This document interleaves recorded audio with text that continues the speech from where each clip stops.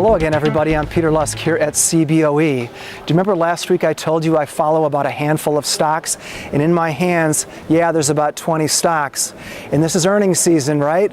Well, I'm not participating anymore because all of my stocks have already had earnings. Poor, pitiful me, right?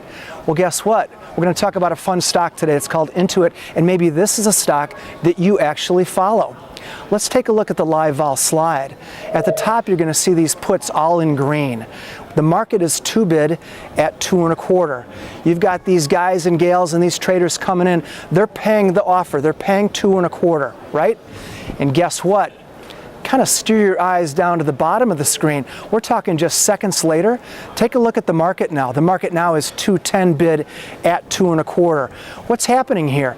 Yeah, they're still paying 2.25. The market makers still want to sell them at 2.25. But guess what? The market makers just raised the volatility by a smidgen. They're willing to pay 210 on some options that they sold at 2.25. Now let's talk about volatility. Yeah, that classic picture. Look how volatility ramps up. But if you also look at the option prices, they're staring back at you and they're trying to tell you something. When options are pricey, they're pricey for a reason. All right? That means we're expecting significant movement in the underlying.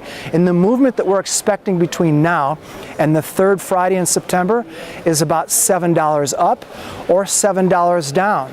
So look at this. These guys and these traders that are coming in and buying these 110 puts for 2.25, their break even on the downside is 107.75. All right, well, they should be pretty well covered by the expected move on the downside based upon the September at the money straddle. Very good. I want you to always pay attention to implied volatility, and you're going to know when options are pricey or cheap the longer you trade. Now, what else are we doing here? Yeah, we're buying theta. Theta right now on these options, these puts that are trading up a storm, 7 cents. That means between today and tomorrow, these options are going to lose 7 cents. Now, that's just on theta alone. We're talking about everything else being equal. So you got to pay attention to a lot of things here. We've got a lot of moving parts when we talk about options. Get to know the Greeks. Now, the other thing is, these traders, they're doing an earnings play, right?